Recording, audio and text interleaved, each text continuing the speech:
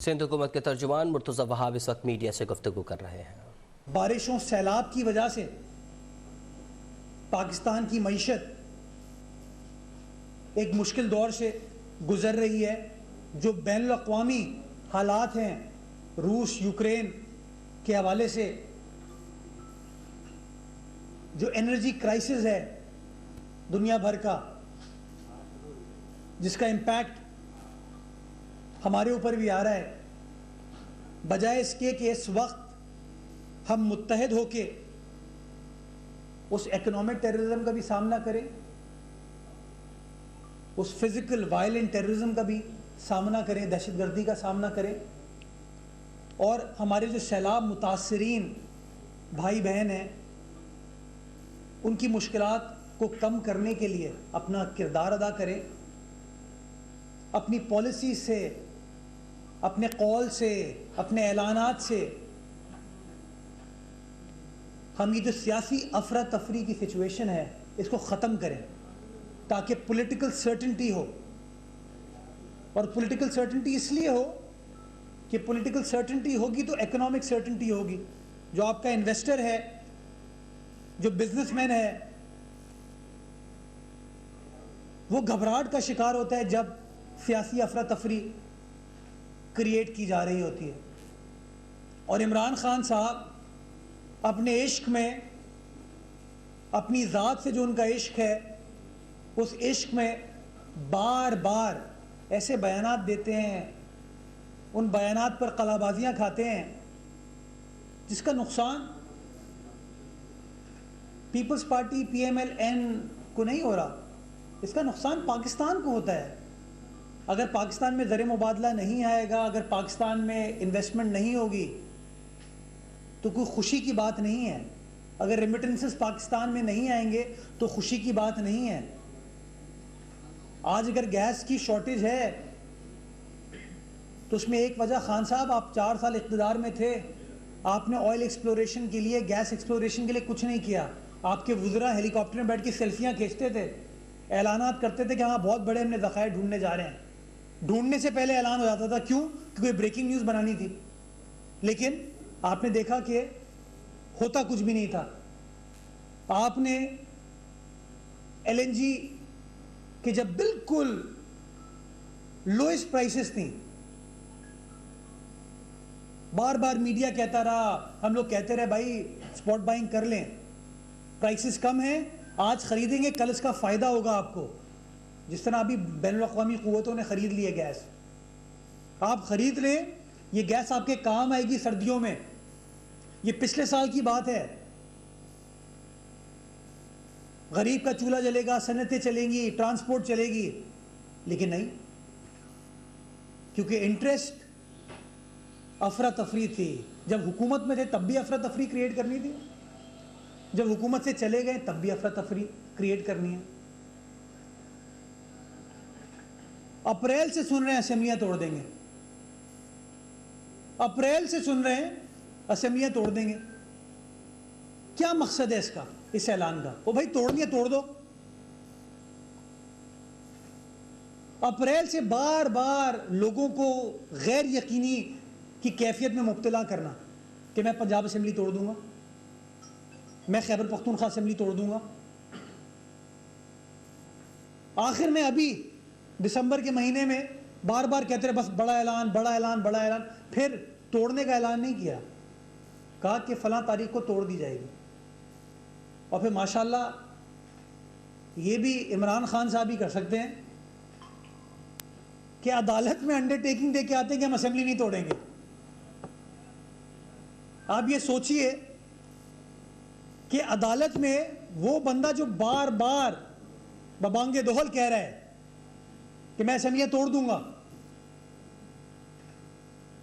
उसका वजीर आला अदालत में अंडरटेकिंग देके आता है कि नहीं sir, my lord, me lord, your honour, हम असेंबलियां नहीं तोड़ेंगे।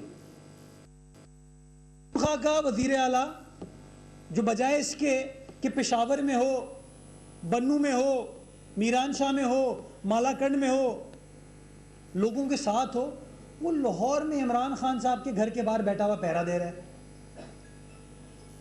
और कहता है असेंबली तोड़ने का फैसला पंजाब के बाद किया जाएगा।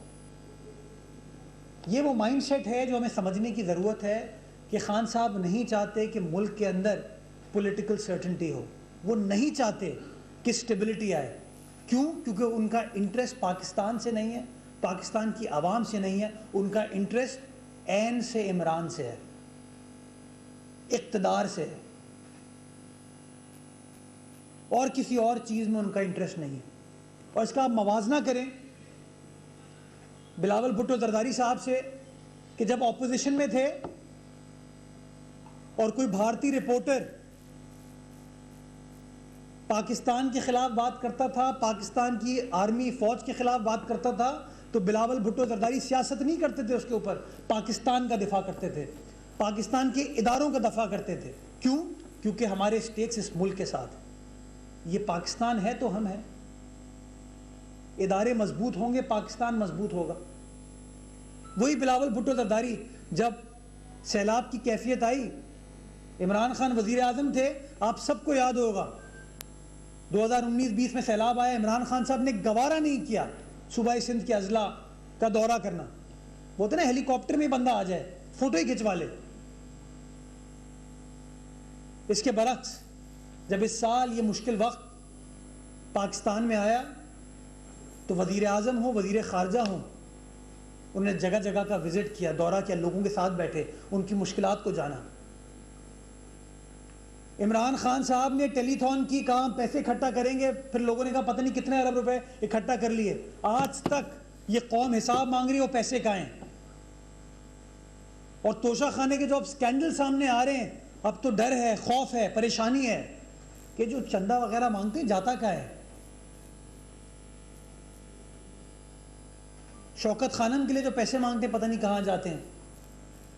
अभी तक किसी को नहीं पता कि खान साहब ने जो अरबों रुपए इकट्ठा करने का दावा किया था वो कहाँ है। इसके बरक्स बिलावल भुट्टो जरदारी साहब ने पाकिस्तान का मुकदमा बैनुल अक़वामी सतह पर रखा। जो लोगों की तकलीफ थी, परेशानी थी, वो बताई। यूनाइटेड नेशंस का जनरल सेक्रेटरी हो, सेक्रेटरी जनरल हो, बैनुल अक़वामी लीडरान हो, उन्होंने पाकिस्तान का रुख किया, पाकिस्तान आए, फंड रेजिंग हुई। न्यूयॉर्क के अंदर अक़वाम मुत्तहिदा की सतह पर फिर इस मामले को टेकअप किया गया। शर्म अल शेख में COP27 बिलावल भुट्टो जरदारी साहब की काविशों से कामयाबी के साथ मुनक्किद की गई, ताकि क्लाइमेट चेंज, जिसके वजूहात बहुत सारी हो सकती हैं, बहुत लोग जिम्मेदार हो सकते हैं, उसका खमियाजा पाकिस्तानी कौम भुगत रही है, हम भुगत रहे हैं। बैनुल अक़वामी क़ुव्वतों को कन्विंस किया कि आपकी वजह से हम तकलीफ में हैं, और इस तकलीफ के वक्त अगर आप हमारा साथ नहीं देंगे तो ये ज्यादती होगी। और आपने देखा कि COP27 एक बड़ा सक्सेसफुल इवेंट बिलावल भुट्टो जरदारी साहब की काविशों से, कोशिशों से मुनक्किद हुआ। और नतीजा अब ये है कि सिंध हुकूमत तमाम सेक्टर्स जहाँ पे लोग तकलीफ से गुजर रहे हैं, परेशानी से दुचार हैं, उनको रिलीफ का सिलसिला जारी हो रहा है। पहली चीज़, तकरीबन 18 लाख घर हालिया बारिशों से मुतासिर हुए। हमारे तकरीबन 24 अजला हैं सूबाए सिंध के जो मुतासिर हुए, उसमें 18,80,000 घर हैं जो कि मुतासिर हुए। कुछ कंप्लीटली तबाह हो गए, कुछ पार्शली जिनको नुकसान पहुंचा। पहला काम जो सिंध हुकूमत ने मैनेज किया है वो $1.5 अरब सिंध हुकूमत अपने सैलाब मुतासरीन के घरों की बहाली के लिए खर्च करने जा रही है, जिसके तहत उन $1.5 अरब से, जो कि सिंध हुकूमत ने वर्ल्ड बैंक के ताउन से, कुछ अपनी फंडिंग से और कुछ फेडरल गवर्नमेंट से भी ले रहे हैं, हम इनको लुक आफ्टर करेंगे। 18,80,000 घर इंशाल्लाह बना के देंगे। 3 लाख पर घर कॉम्पनसेशन दी जाएगी। और मैंने जैसे पहले आपको बताया था कि इसकी ट्रांसपेरेंसी मेंटेन करने के लिए इसको स्टैगर किया जाएगा कि 3 लाख एक साथ नहीं दे दिए जाएंगे, इसको किस्तों में दिए जाएंगे, ताकि लोग वो खर्च करें अपने घर को बनाने में, घर को बेहतर बनाने में, क्लाइमेट रेजिलिएंट घर बनाने की कोशिश करेंगे, ताकि मुस्तकबिल में ये परेशानी ना हो।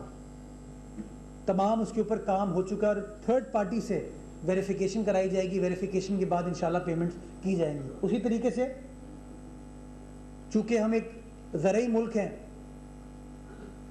और मैं समझता हूँ कि ज़राअत इस मुल्क के लिए गेम चेंजर हो सकती है, बिकॉज पाकिस्तान की तकरीबन 65% आबादी का ताल्लुक ज़रई शोबे से है।